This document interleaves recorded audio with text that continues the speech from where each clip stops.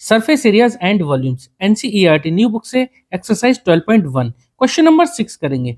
A medicine capsule is in the shape of a cylinder with two hemisphere stuck to each of its end. देखो यहाँ पर figure दे रखा है, एक मेडिसिन कैप्सूल है, कैप्सूल की शेप का हमने ये फिगर बना लिया, जिसमें कि बीच में तो है ये सिलेंडर और ये दोनों तरफ दोनों एंड पर ये एक हेमिस्फीयर बने हुए, एक हेमिस्फीयर ये और एक हेमिस्फीयर ये। फिगर थोड़ा सा मैनेज कर लेना, मुझे पता है कि यहाँ से थोड़ा सा हेमिस्फीयर थोड़ा कम दिख रहा है, ठीक है। चलो आगे, the length of the entire capsule is 14 mm।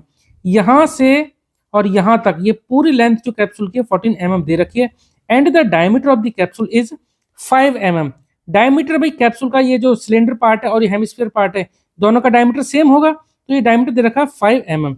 अब हमें पता करना है कि इसका सरफेस एरिया क्या होगा। देखिए पहले तो हम ये समझते हैं कि एक ये जो हमारा हेमिस्फीयर बना ये, यानी मैं यहाँ से एक लाइन इस तरह से बना दे रहा हूँ ताकि आपको ये पता पड़े कि ये एक हेमिस्फीयर है, दूसरा एक हेमिस्फीयर ये है, ठीक है। तो इस तरह से एक हेमिस्फीयर ये, एक हेमिस्फीयर ये अलग अलग हो गया। अब यहाँ से हम लेंथ ऑफ द सिलेंडर पता कर सकते हैं। टोटल था ये 14 mm। अब देखिए यहाँ से यहाँ तक कितना होगा, रेडियस होगा। ये टोटल हमारा ये डायमीटर 5 है, तो रेडियस कितना होगा 2.5। ऐसे यहाँ से यहाँ तक ये भी 2.5 होगा, ठीक है।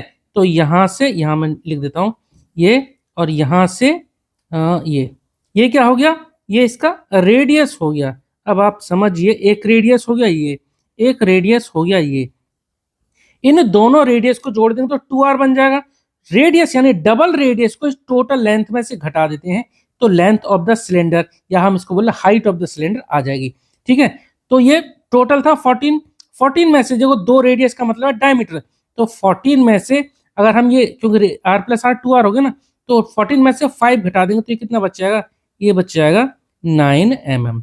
तो 9 mm क्या आ गया, 9 mm आ गई सिलेंडर की हाइट, सिलेंडर की हाइट, ठीक है। आपकी बात समझ में आ गई। चलो अब हमें इस सिलेंडर की हाइट पता पड़ गई, रेडियस गिवन है 5/2 क्योंकि डायमीटर 5 है तो 5/2 रेडियस हो गई।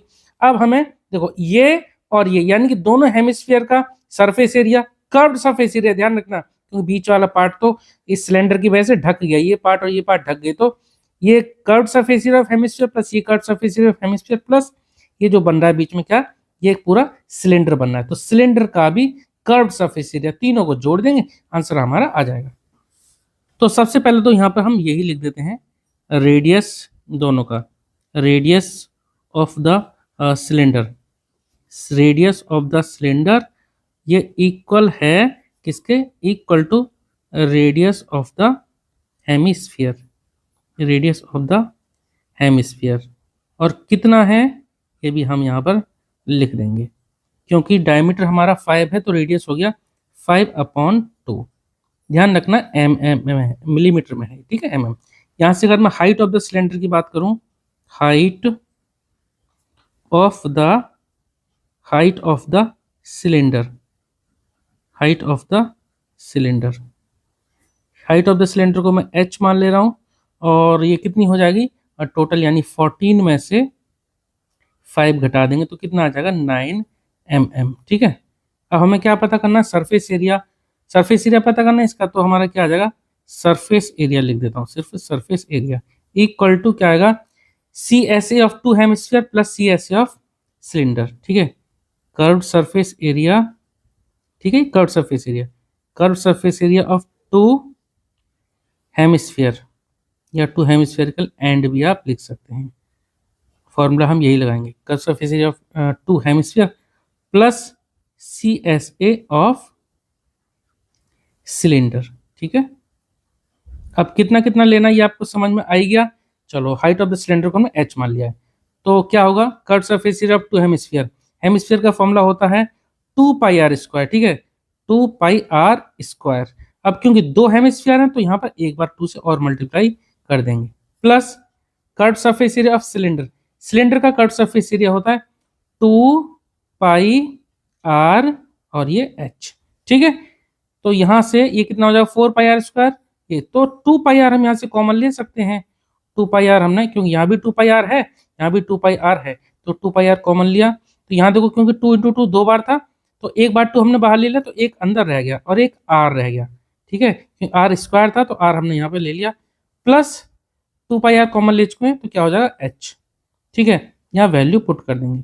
तो 2 इंटू पाई की जगह लिख देते हैं 22/7, और रेडियस कितना हो जाएगा इसका, क्योंकि डायमीटर इसका 5 था तो रेडियस हो जाएगा 5/2। ठीक है, 5/2 ब्रैकेट में 2 इंटू आर, तो 2 इंटू आर चलो लिख देते हैं 2 इंटू आर। आर कितना है, आर हमने यहाँ निकाल ही लिया था पहले 5/2, आप यहाँ लिख सकते हैं 5/2 plus H. Height of the cylinder कितना निकाला था हमने, 9 निकाला था, तो ये हो गया 9।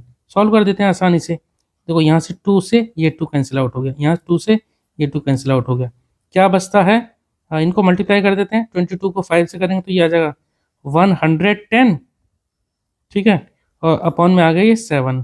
ब्रैकेट के अंदर क्या बचा, ये 5 बचा प्लस 9, तो 9 और 5 कितना होता है, 14 होता है, लिख देते हैं 14। ठीक है, और इस ब्रैकेट के बीच में, इसके बीच में कोई साइन नहीं, तो मल्टीप्लाई का साइन छुपा हुआ यहाँ पे, आप काट सकते हो। 7 1 जा 7, 7 2 जा 14। ठीक है, 14 को काट दिया 2 जा, क्या बचा ऊपर 110 इंटू 2 कितना आ जाएगा 220, 220।